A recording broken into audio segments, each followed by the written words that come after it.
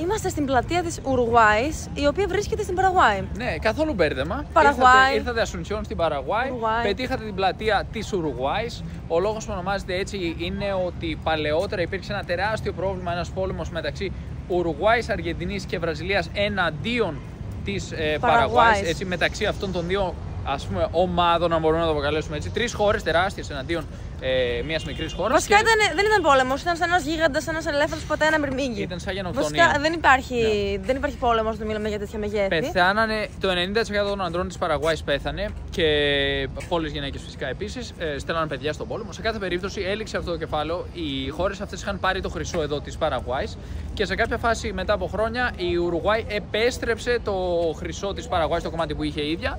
Και τα βρήκε τέλος πάντων με την Παραγουάη και ως ένδειξη φιλίας και αδελφοσύνης, αδελφότητας μεταξύ των δύο χωρών ονομάστηκε αυτή η πλατεία εδώ Plaza de Uruguay και βλέπουμε ότι αυτή τη στιγμή υπάρχουν κάποια αγάλματα και κάποιοι άνθρωποι οι οποίοι τα καθαρίζουν. Έτσι βλέπουμε ότι γίνεται πολύ καλή δουλειά εδώ πέρα. Οι άνθρωποι προφανώς θέλουν τα αγάλματα να φαίνονται καθαρά κλπ. Γιατί βλέπουμε ότι μετά από καιρό βρωμίζουν τα αγάλματα. Ναι, αρχαιοελληνικά τα αγάλματα πάντως. Ναι, θυμίζουν αρχαία Ελλάδα, θυμίζουν Ρώμη, φυσικά αυτά τα κλασικά ελληνορωμαϊκά.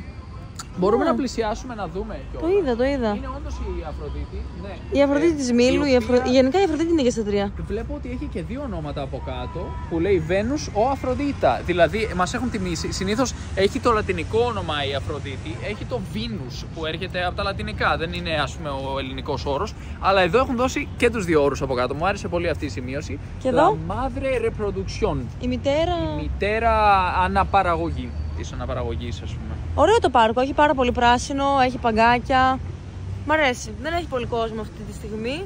Αλλά γενικά η Παραγουάη μου φαίνεται μια σχετικά άδεια χώρα προς το παρόν. Ναι. Είναι σχετικά μικρή χώρα. Έρχεται πολλοί κόσμος και αγοράζει γη από το εξωτερικό, από τη Γερμανία, Γαλλία, Αμερική κλπ. Έρχονται πολλοί άνθρωποι και μετακομίζουν εδώ γιατί υπάρχουν χαμηλοί φόροι. Όποιος γίνει φορολογικός κάτοικος εδώ και βγάζει χρήματα από το εξωτερικό πληρώνει 0% φόρο εισοδήματος κλπ. Το ΦΠΑ είναι 10% ο ΦΠΑ και ο φόρος εισοδήματος είναι επίσης 10% για τους ντόπιους.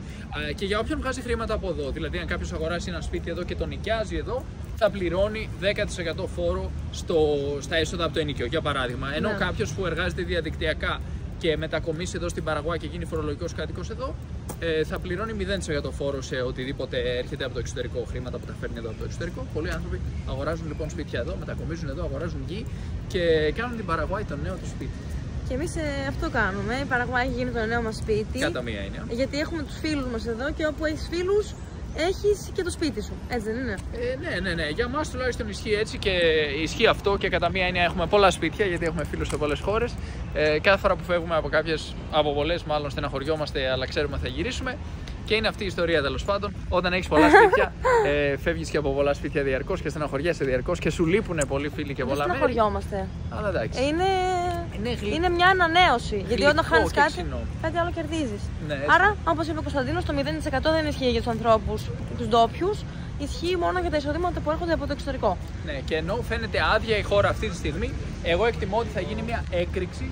Μέσα στα επόμενα χρόνια θα δούμε πολλούς ανθρώπους να συνεχίζουν να μετακομίζουν εδώ. Πιστεύω θα δούμε μεγάλη αύξηση του πληθυσμού και θα δούμε πολύ κόσμο έτσι παντού, όπως όλες οι χώρες φυσικά μεγαλώνουν σιγά σιγά. Η Παραγουάη μπορεί να έμοιαζε πολύ περισσότερο σαν χωριό παλιότερα, πριν μερικές δεκαετίες, έχει ήδη μεγαλώσει πολύ. Ακόμα αισθάνεσαι λίγο ότι είναι χωριό, αλλά είναι σε πολύ μεταβατικό στάδιο. Σύντομα νομίζω θα μεγαλώσει πολύ γρήγορα κι αυτή.